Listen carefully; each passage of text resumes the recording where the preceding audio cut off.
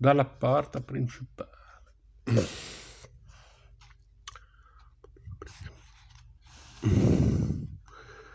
Dopo aver lavorato all'AIA per quasi 2 anni. Ah no, scusate.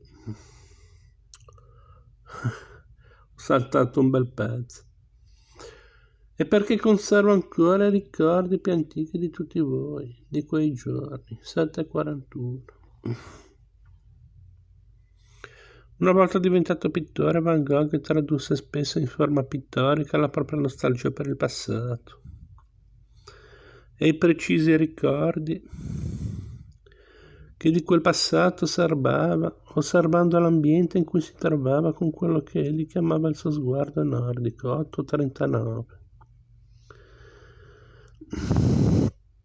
Dopo aver lavorato all'AIA per quasi 2 anni, sperimentando diverse tecniche di disegno e di litografia e realizzando pochi quadri, Van Gogh partì per Drenthe, nell'Olanda settentrionale, dove pensava di trovare un paesaggio simile ai suoi ricordi della brughiera intorno a Zundert.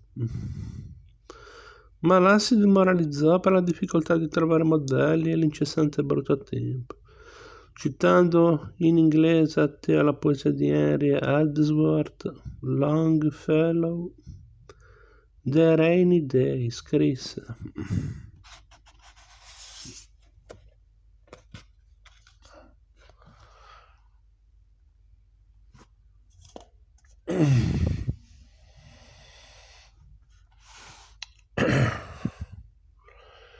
in ogni vita deve cadere un po' di pioggia e i giorni devono essere cupi e tetri. È vero, non può essere diversamente, tuttavia mi chiedo se il numero dei giorni cupi e tetri non sia talvolta troppo alto. 3,90. Dopo 3 mesi, nel dicembre 1882, Van Gogh lasciò Drenthe per tornare a casa dei genitori, ora stabilitisi a Nieuwennen, a 8 chilometri da Eindhoven.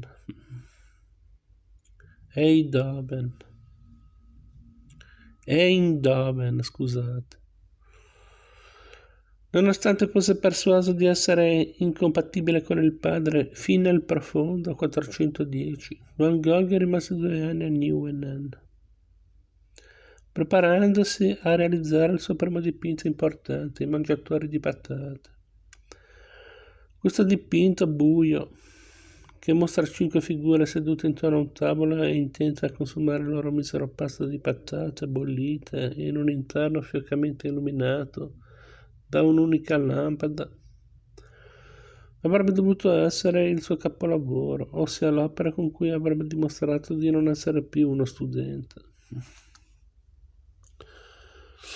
Nelle accademie dell'epoca in genere gli studenti avrebbero scelto un soggetto storico, biblico o mitologico, ma sarebbe stato quasi sempre con tante figure e di grandi dimensioni, come il dipinto di Van Gogh, pure conforme alla pratica accademica e il numero di studi preparatori per le figure, infine riunite in una grande tela,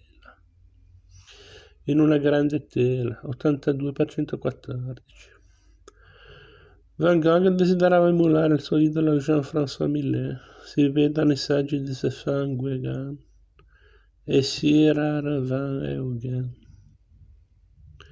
Heugden nel presente volume, e al tempo stesso mettere in evidenza il proprio legame con quelle persone che vivevano a stretto contatto con la terra. La gente di Nieuwennen, inizialmente diffidente verso quello strambo artista capitato in mezzo a loro, a poco lo aveva accettato e posava per lui mentre era intenta al tessere o al lavoro dei campi. In risposta alle critiche da parte di Theo e del suo amico pittore Anton van Rappard, Vincent sostenne che quello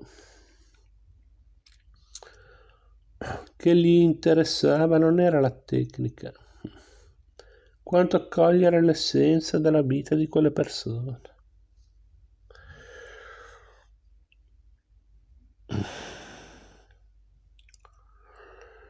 Le critiche ricevute non dovettero però lasciarlo indifferente, dal momento che nel gennaio 1886 si iscrisse alla Reale Accademia di Belle Arti ad Anversa.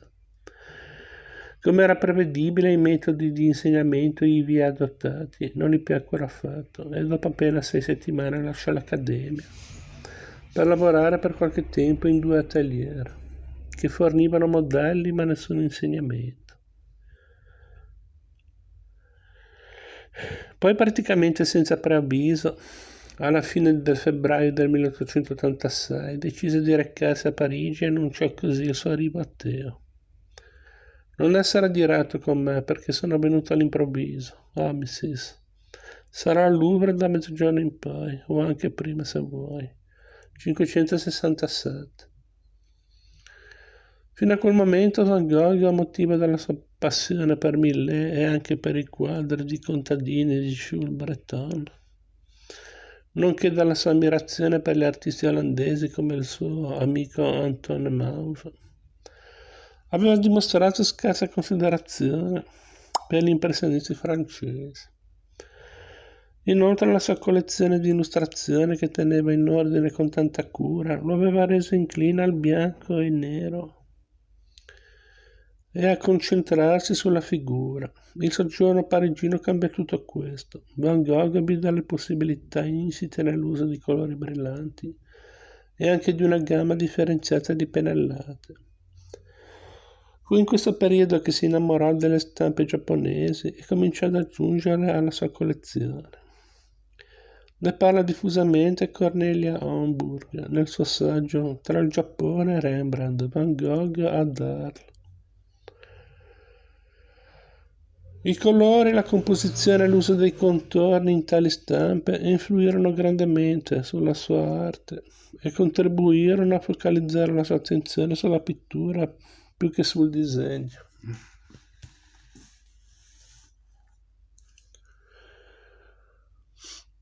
Tuttavia non aveva perso il suo interesse per la pittura di figura e il desiderio di ritrarre modelli dal vivo lo spinse ancora una volta a iscriversi a uno studio, quello di Fernand Carmon, in Boulevard de Clichy. Carmon visitava l'atelier una volta alla settimana per valutare il lavoro dei suoi studenti. Ed era considerato alquanto indulgente nei suoi commenti. Come sempre, nel periodo che Van Gogh vi trascorse, finì repentinamente, molto prima che scadessero i 3 anni che si era ripromesso di dedicare ai suoi studi parigini. In realtà rimase circa 3 mesi all'atelier di Cormon, da marzo a giugno 1886, e in questo breve lasso di tempo vi conobbe Henri de Toulouse-Lautrec, Louis Quentin e il pittore australiano John Peter Russell.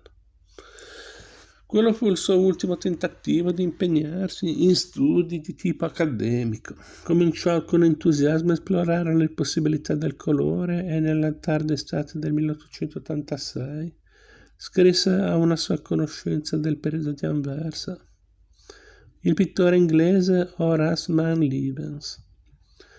Ho fatto una serie di studi di colore dipingendo dei semplici fiori, papaveri rossi, fiordalisi e non ti scordare di me azzurri, rose bianche e rosa, crisantemi gialli, cercando i contrasti tra blu e arancione, rosso e verde, giallo e viola, cercando i toni neutri spezzati per armonizzare gli estremi più violenti, cercando di rendere colori intensi e non una grigia armonia. 569, catalogo 31.